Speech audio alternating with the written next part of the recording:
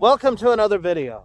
So, if you've been watching my channel, you know that the government has ordered that the roads be opened, that all the little roadblocks be taken down so that traffic can go through and people can go back to work.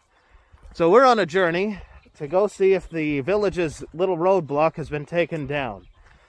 Now, also, if you've been following my channel, you know this isn't the first time that they've made that order that the roadblocks be taken down, and in fact, I think this is probably the third time I've seen that, and of course the roadblocks have been there all along and never been taken down. So I have a sneaking suspicion that the roadblock is it's still there, and it's probably going to stay there until the village people and the town people decide that it's actually safe.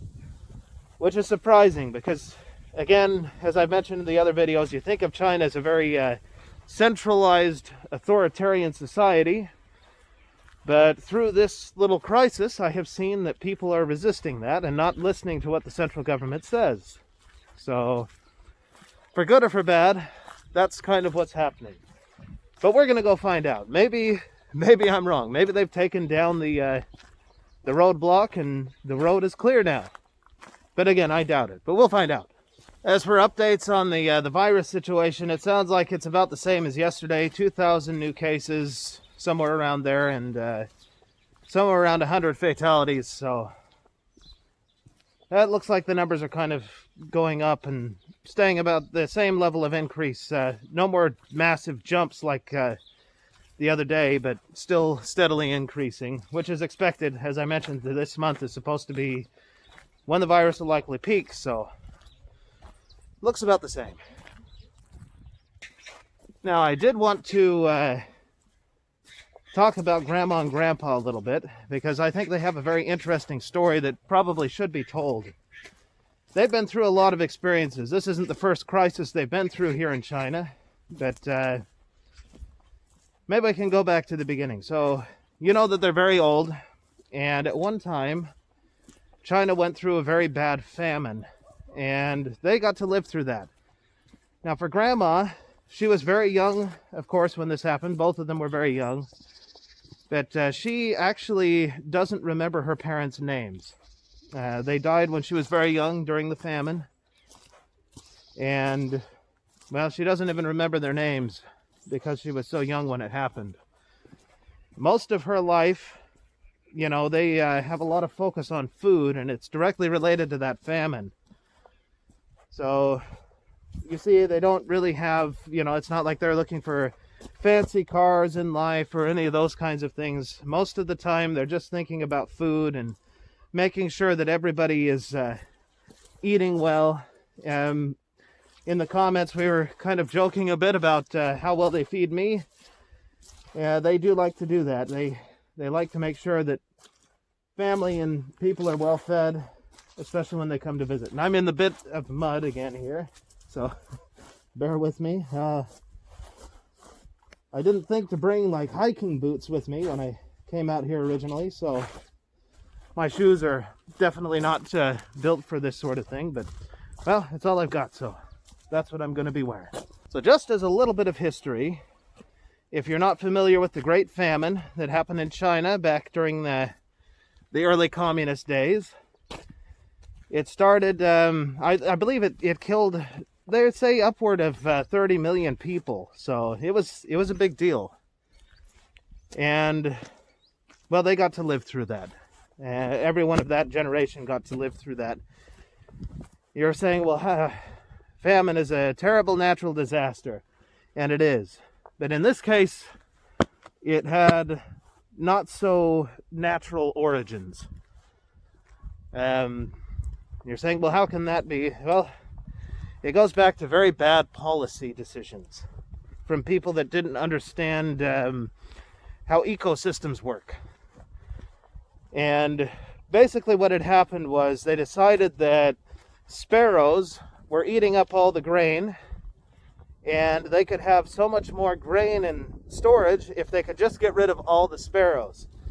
So they put in place a campaign to have people go out and basically kill all the sparrows. So that's what they did. They chased them around, wouldn't let them land until they finally just died of exhaustion. And wouldn't you know it, sparrows, they eat grasshoppers, as the story goes. Well, when all the sparrows were gone, of course, there was nothing to eat the grasshoppers, and, well, guess what? The grasshoppers came and ate all the grain. Sorry, I'm wiping the mud off of my shoes, or at least attempting to, since I'm no longer in the mud. So yeah, the grasshoppers came and ate all of the grain. So pretty soon there was nothing for people to eat. And, well, people died as a result, including Grandma's parents, who she never got to know. Now, on Grandpa's side, his situation was a little different. His family was originally pretty well off, I guess, for the area. They would have been landowners. Sorry, the wind is blowing pretty crazily here. They were landowners, and they started off with a decent amount of money.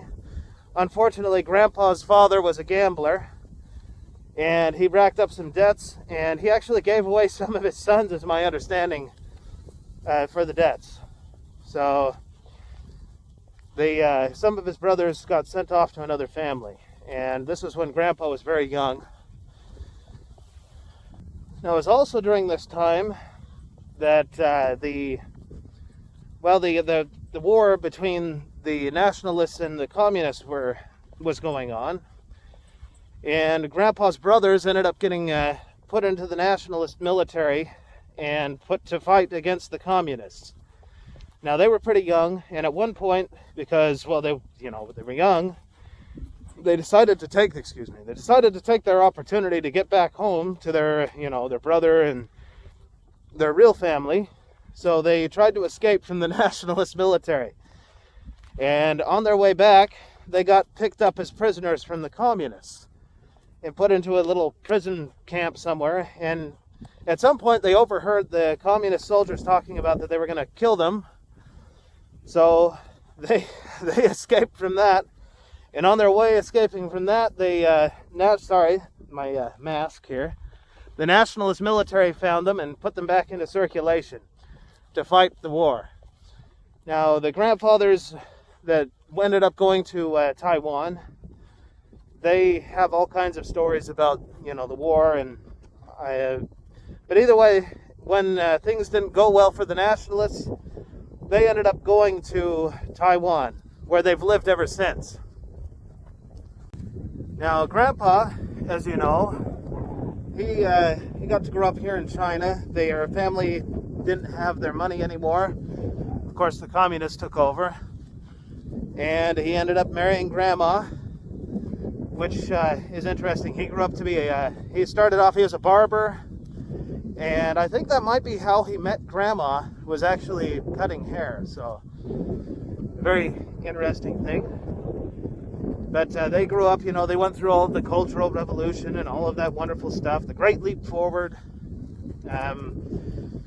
And, well, all of the time that he was married to Grandma, he never mentioned that he had brothers in Taiwan because of the fear of retribution, just having family, I guess, that was on the other side could have resulted in serious problems.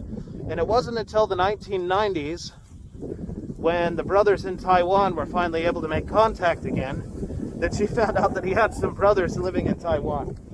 And at that time, sorry, my mask again, they actually came out here to visit the family and try to connect with their long-lost family.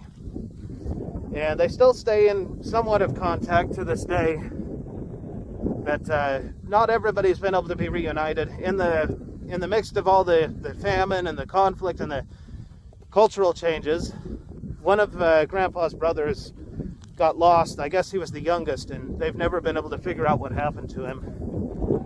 And, well, 3 of the brothers ended up in Taiwan, as you know, and then Grandpa's got another brother out here that lives somewhat nearby. And, well, and now you see where they are today. They've seen a lot of changes during the course of their life, a lot of hardship.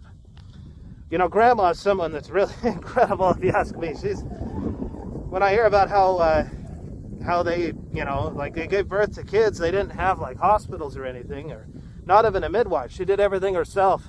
and then just basically went back to doing chores at home. It's just crazy stuff to hear about, you know, having grown up in the West. Most people are born in a hospital, you know, let alone, I mean, to think of not having any medical care, or just taking care of things yourself and just going back to work. They come from a very different time. I don't, when I think about people from my age or people younger, you know, I just can't imagine them managing that. But Grandma and Grandpa did. They've been through a lot. It's just crazy to think about. And of course, there's a lot more to the story than what I've been able to share. I mean, I can't make the video too long. My last video was pretty long, and well, like I said, I don't think I can go too long because, well, then nobody will probably watch it. And I think that that's a story that deserves to be told. Maybe I can write it out sometime and share it. It's just incredible, the things, and they're not the only ones, you know. It's a common thread among people of that generation, the things that they went through. It's just incredible. And it's something that we should appreciate, that people had to go through that. And I'm approaching this roadblock. It looks like, well, that looked like somebody just drove through. Maybe they've taken it down. I guess I'm going to find out. No, it looks like the roadblock is still here. I think that person just went around it on a scooter. Or is it partially removed? I guess I still need to get closer to see this other side. Maybe they're in the process of removing it. They could probably use a tractor to do this. I don't know if they've got a tractor available though. But we'll have a look. Nah, it looks like it's still here. I can show you right here. There it is behind me. You see the roadblock is still here. So, all this stuff about clearing the way, nonsense. The central government gives orders, and the locals basically just ignore it. That's kind of the new reality here. Well, since I'm out here, I guess I might as well walk down this road a little bit, rather than going back to that mud patch that I went through a minute ago. Maybe I can find a rock to scratch some of the mud and dirt off my shoes. Oh, what a mess. Yeah, now you can see what I'm talking about. Wrong shoes for the job. Yeah.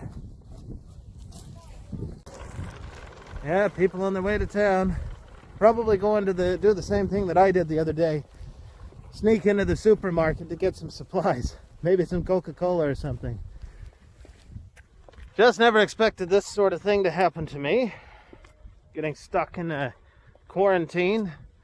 At this point, even if they do open up all the roads and I can get out, the list of countries is very limited that we can actually fly to, and most of those, the cost for the ticket is quite high as well.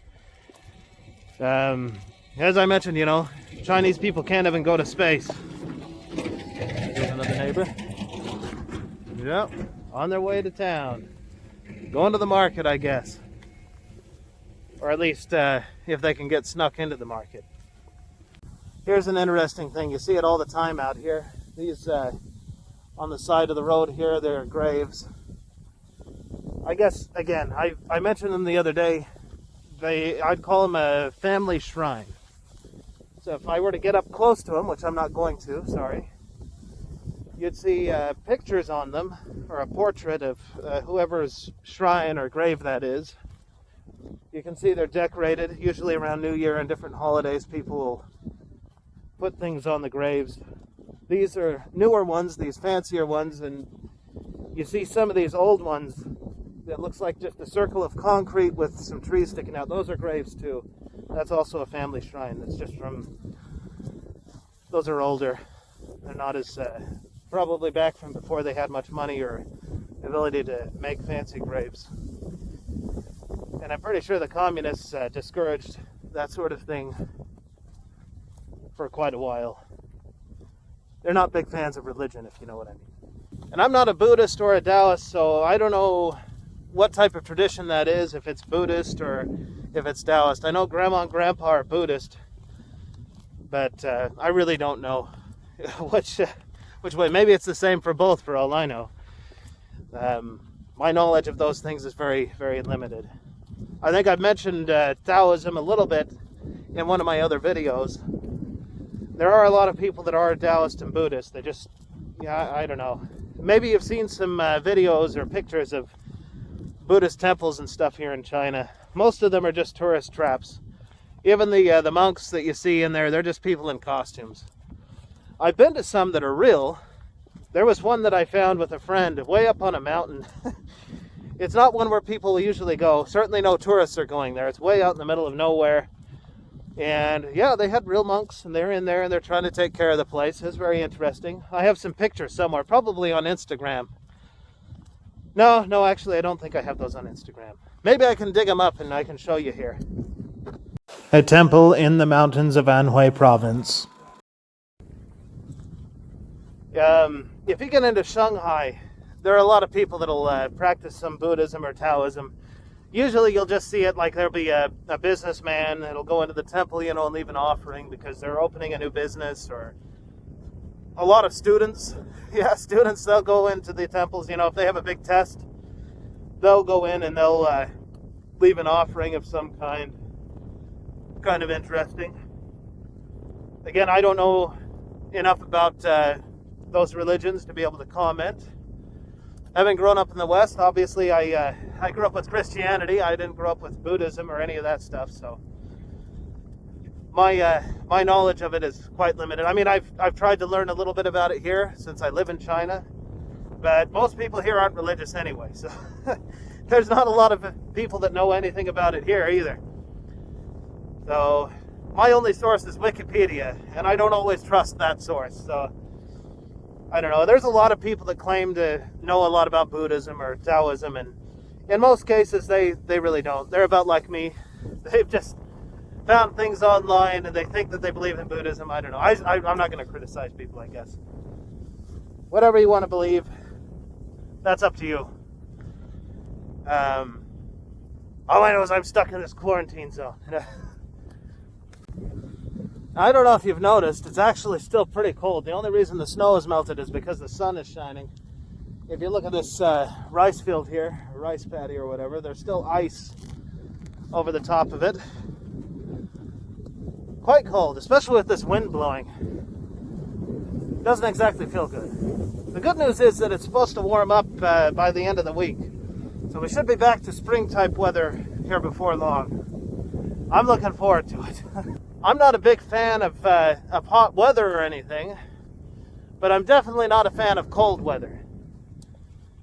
Especially, well, I don't know, it seems like, well, I guess it's about the same. If you're in the heat, there's only so much you can do. In the cold, there's also only so much you can do. You can wear a bunch of layers, but the longer you're out in the cold, the more likely it is that that cold is going to eventually seep through all those layers and it's going to get you.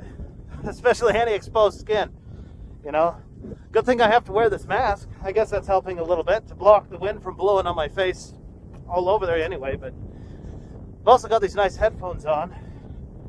And more than just to listen to things, I'm wearing them because it keeps my ears from freezing off. So, very nice. Wonderful freezing cold wind blowing all over me. Now with this roadblock still being here, you can see people are parked on the outside of the roadblock, I guess, to walk in. As I was saying, with this roadblock still being here, I imagine that the town is basically the same as well. They probably still got the market closed up. They probably still got the entrance to town blocked off with a bunch of trucks. And if I left, they probably wouldn't let me back in. So I guess that's going to have to wait. I was about to go up this road, but then I remembered that mud. I think I'm just going to walk through the village and go back home that way. Even though I see the village elders over there watching along the road, probably trying to see if anybody's going to come and make them take this barrier down. That's really crazy to see, the loss of control here. Like I said, you think of this place as a very centralized, very authoritarian society, and yet, well, I guess these people aren't too afraid of the retribution that's been promised for keeping the roads blocked. The only real thing I've seen is there'll be severe punishment whatever that means. I'm sure that the people that were in charge of Wuhan are going to find out what that severe punishment is. It won't be good. Out here, I don't think that they have enough resource. They're not going to go after every single person. I mean, every village, I think, across China is doing this very same thing. So it's not like it's limited to just here. As you can see, I don't know if you can see them back there watching me. I don't want to record them. They might get nervous and think I'm trying to get them in trouble. So I'm going to go ahead and turn off the camera here until I get back on the other road, and then I'll continue recording. Okay, I just walked through the village, and I'm going to show you guys something and talk about another story. Maybe you notice this building behind me that's partially built with these red bricks. I'm going to show you where they came from. I mentioned in another video that there was an old brick factory here up until about last year. Let's go have a look. Okay, I just saw something very unexpected as I walked up to the old brick factory. Let me give you a look. There used to be a lot more buildings here and a giant chimney stack. That all got torn down when the owner of the factory, I guess, offended the local party boss, I guess, in town, and well, he shut his business down. So it was kind of interesting. The owner, the place never really benefited the people here in town. He would bring in workers from Sichuan province, and you'd know the families that were from Sichuan because the ladies would walk around with these their kids on their back in these contraptions that they make, I guess. So yeah, there used to be people from Sichuan province that would come out here. They kept them in these little shack things. But it seems that the old brick factory has been converted into an underground market because these ladies that you can see walking on the road behind me, as I was walking up, I saw them coming out with shopping bags full of vegetables. And I guess that's what's going on. The old brick factory has now been turned into an underground market to get around the current restrictions that are happening. I'll have to tell my wife. That's kind of funny. I did not expect that as I was walking up. And with that little surprise, I guess I have enough for this video. I'll go ahead and bring it to an end. Until the next one, we'll see you later.